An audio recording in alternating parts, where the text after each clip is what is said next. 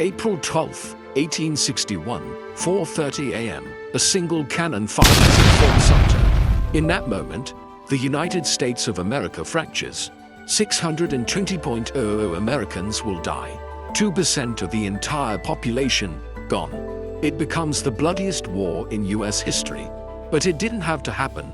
One man could have stopped it. He didn't. His name was Abraham Lincoln. A rail splitter, a failed businessman, a man with no military background. But in 1860, he would become the 16th president of the United States. And 4 months later, America would collapse into war. Was it his fault? Or was war already unstoppable? To understand how America tore itself apart, we need to rewind time. Back to the years before the first shot. Back to a country already at war with itself. By 1860, the United States had 33 states, but not one vision. The North was booming with industry, railroads, factories, cities. It held 90% of the nation's manufacturing. Meanwhile, the South depended almost entirely on agriculture and slavery. There were over 4 million enslaved African Americans, making up nearly 40% of the Southern population. Could two countries so different still be called one nation? But it wasn't just economics. It was law. It was morality. It was identity. Every political compromise had only delayed the explosion. The Missouri Compromise, the Compromise of 1850, the Kansas-Nebraska Act, each one tore another stitch in the national fabric. By the time Lincoln was elected in 1860, the South didn't just feel unheard, they felt betrayed. He wasn't even on the ballot in 10 southern states. How do you accept a president you never even got to vote for? Just 1 month after his victory, South Carolina seceded from the Union. Within 6 weeks, 6 more states followed: Mississippi, Florida, Alabama, Georgia, Louisiana, Texas. They didn't just leave, they formed a new country, the Confederate States of America. What would Lincoln do now? Fight, or let the nation dissolve? And as the clock ticked toward April 1861, all eyes were on one man, a president who had never led an army, facing a choice that no one wanted to make. The man who would save the Union by tearing it apart. This is how it began. This is the American Civil War. The United States were never truly united. They wore the same flag, but marched to different drums. One dreamed of factories, the other of fields. What if your worst enemy lived next door and called you brother? In 1860, America had 33 states, but the true border wasn't drawn on a map. It was drawn in the soul.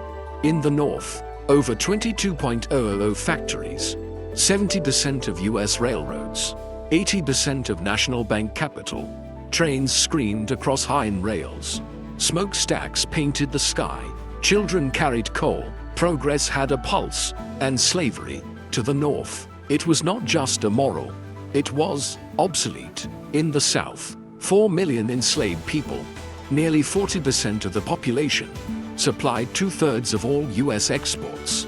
Its fortune was cotton, its foundation, human chains.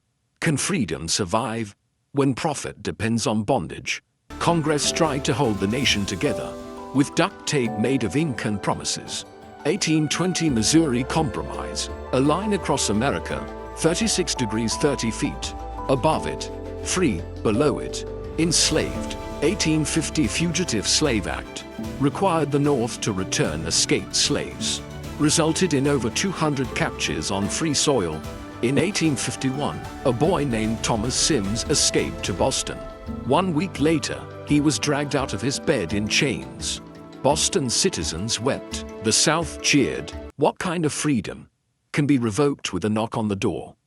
1852 Uncle Tom's Cabin hit the shelves. Sold 300,000 copies in 1 year. It broke hearts in the North and shattered patience in the South. 1854 Kansas-Nebraska Act. Let settlers vote on slavery. And the ballots, they came with bullets. Pro- and anti-slavery mobs flooded into Kansas. By 1856, Senator Charles Sumner was beaten unconscious in Congress. On the ground lay his blood, and America's decency. The Union wasn't cracking, it was screaming. They called it Bleeding Kansas. Over 50 dead, towns torched, neighbors turned assassins, bookstores were raided, newspapers shut down, marriage between races criminalized, politics had left the room, and rage had taken its seat. If words no longer work, what's left but war? By 1860, the United States wasn't a country. It was a powder keg wearing a flag, and at the center stood silence, waiting for a spark. You can't negotiate with gunpowder. Lincoln didn't want war, but war wanted him. What if your first day on the job came with a civil war? Abraham Lincoln was born in a one-room log cabin in Kentucky, 1809. No wealth, no name, just a spark in his mind and borrowed books in his hands. At age 9, he lost his mother to milk sickness. At 22, his first business collapsed. At 26, he lost his first election. At 35, he buried his beloved son, Edward. How many failures does it take to make a legend? But Lincoln never gave up. He read by candlelight, debated in barns. He listened more than he spoke. By 1858, he stood face to face with Stephen Douglas in a Senate race and lit a fire with just 7 words. A house divided against itself cannot stand. He lost that race, but the North had found its voice. Sometimes, the loser changes the game. November 6, 1860, Lincoln wins the presidency with only 39.8% of the popular vote, 180 electoral votes, and 0 from 10 southern states. To the South, it wasn't an election. It was a siren, a threat, in a top hat. What happens when democracy feels like defeat? December 20th, 1860, South Carolina secedes from the Union. In just 6 weeks, 6 more states follow: Mississippi, Florida, Alabama, Georgia, Louisiana, Texas. They form a new nation, the Confederate States of America. New flag, new constitution, and a new president, Jefferson Davis, sworn in February 18th, 1861. If half your country walks out, are you still its leader? And Lincoln, he wasn't even president yet. He stood, waiting silently for March 4th, 1861. On Inauguration Day, he stepped onto the Capitol steps. Alone, thin, unproven. He had never led an army. He stared into a crowd divided by banners and fear. Can one man hold back a tidal wave with words? He spoke just 703 words that day. No shouting, no threats, only one message from the heart. We are not enemies, but friends. Though passion may have strained, it must not break our bonds of affection. He chose unity. The South chose fire. What if one shipment could start a war? April 6, 1861, Lincoln sends a message to South Carolina. He's not sending weapons, not soldiers, just food, just supplies, to the last Union fort in the South, Fort Sumter. It's surrounded, isolated, a powder keg on the edge of the sea. And Lincoln just lit the fuse. Was it a relief mission or a provocation? Jefferson Davis sees it as a threat, an act of defiance. April 11th, the Confederates send an ultimatum: surrender Fort Sumter or face fire. Major Robert Anderson refuses. He had 85 men. The South had over 3,000. But he stood his ground. What happens when 85 men say no to an army?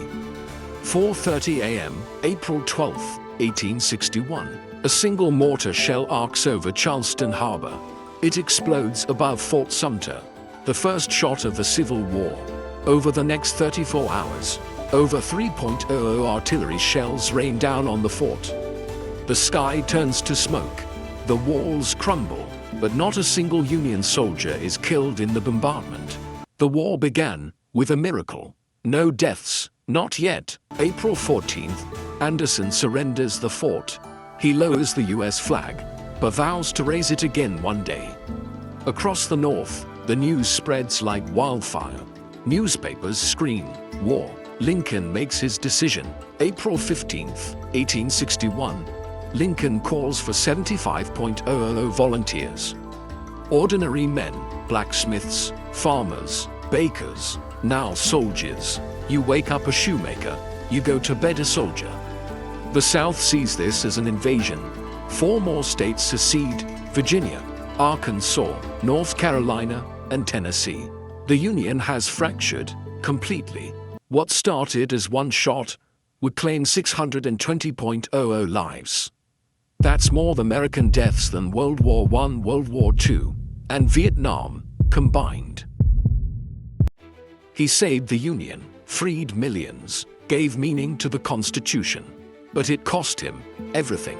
What if winning felt more like bleeding? 1863, the country was on fire. Fathers buried sons, mothers buried hope. Lincoln sat alone in the White House and signed the paper that would change the soul of America. The Emancipation Proclamation. 3.5 million enslaved people were declared free.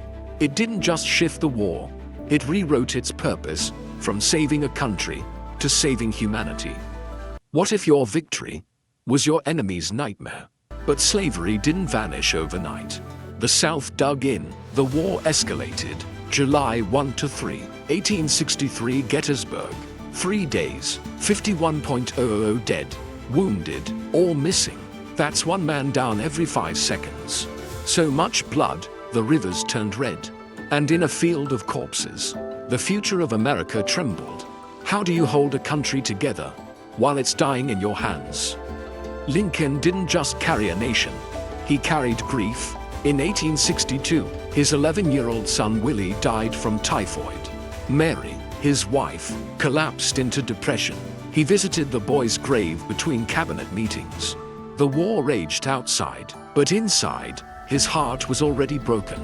Some wounds don't bleed, they haunt. But then, April 9th, 1865, General Lee surrendered at Appomattox. It was over. The Union stood. Slavery fell. Lincoln breathed peace for the first time in 4 years. 4 years of hell and 1 breath of peace. But that breath was his last. April 14th, 1865, he entered Ford Theater. A single gunshot from John Wilkes Booth ended everything. The man who freed millions was killed before sunrise. He died at 7:22 a.m. April 15th, he gave America freedom. America gave him a bullet. The Civil War killed 620,000. More than World War I, World War II, and Vietnam combined. But the scars, they still live in every debate, every vote, every shadow of injustice. What if Lincoln had chosen peace? Would slavery still exist today? If Lincoln were watching this right now, what would he say? Comment your wildest theory, like and subscribe before you miss the next twist of history.